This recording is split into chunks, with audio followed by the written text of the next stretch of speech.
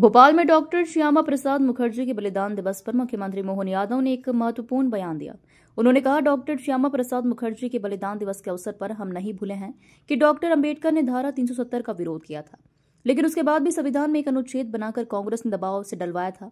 Doctor Mukherjee का एक बलिदान इस बात का प्रतीक है कैसे उन्होंने एक देश एक विधान के लिए अपना जीवन न्यौछावर कर दिया।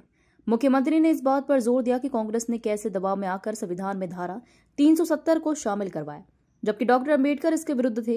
उन्होंने डॉक्टर मुखर्जी के बलिदान को याद करते हुए उनके एक देश एक विधान के स्वप्न को रेखांकित किया। और हम सब ये भी भूले नहीं, डॉक्टर अंबेडकर जी ने धारा 370 का विरोध किया था, लेकिन उसके बाद भी संविधान की एक अनुच्छेद बना करके कांग्रेस ने दबाव से डलवाया था।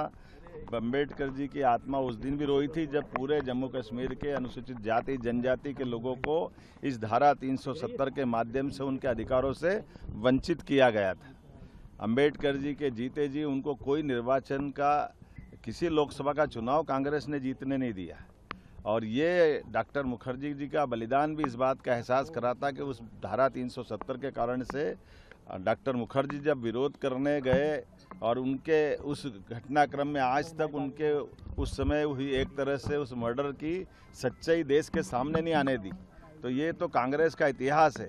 इनके सामने देश के ऐसे मुद्दों को लेकर के संविधान में जिस बात को लेकर के अंबेडकर जी ने इशारा किया था, उसी संविधान की आपातकाल 2 दिन बाद हम पूरा देश और दुनिया मनाएगी, उस बात का एहसास कराएगी कि आपातकाल का काला कलंक अगर लगाने का काम भी कांग्रेस ने किया है। तो ये 3 दिन केवल इस अपनी जो कालिख को धुवाने के लिए मध्य प्रदेश के अंदर अपने बिखरते जनाधार के आधार पर जो कांग्रेस अपना आधार खो रही है, वो अंबेडकर जी का नाम लेकर के संविधान का नाम लेकर अपने पुराने पाप को छिपाने का प्रयास कर रही है। हमने कहा है कि हाँ, ग्वालियर हाईकोर्ट के अंदर माननीय चीफ जस्टिस जी ने कमेटी बना दी है।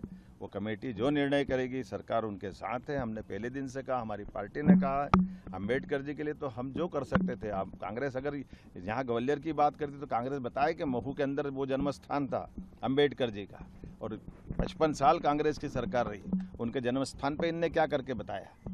उनके जन्म स्थान को नकारने का काम किया, उनकी दीक्षा भूमि को बारे में चिंता नहीं की। और तो और अंबेडकर जी का जब शरीर छूट गया तो शरीर छूटने के दिल्ली में छूटे हुए शरीर के बाद भी दाह संस्कार के लिए भी कांग्रेस ने तत्कालीन रूप से मना कर दिया। उनकी पत्नी ने विमान से पार्थिव शरीर को ले जाकर बम्बई में जब दाह कराया तो कांग्रेस के लोगों ने उस विमान का किराया भी, जहाँ जिसमें उनकी बॉडी गई थी, उसका पैसा भी अंबेडकर जी की पत्नी से लिया था। कांग्रेस माफ़ी मांगे इन पापों के आधार पर। कांग्रेस कहाँ जाएगी? कांग्रेस ने तो सदैव अंबेडकर जी का अपमान किया, और सारे हमारे पूरे प्रदेशवासी और देशवासी सभी वर्ग के लोग जानते हैं कि कांग्रेस का नकली आडंबर ये चढ़ने वाला नहीं, चलने वाला नहीं।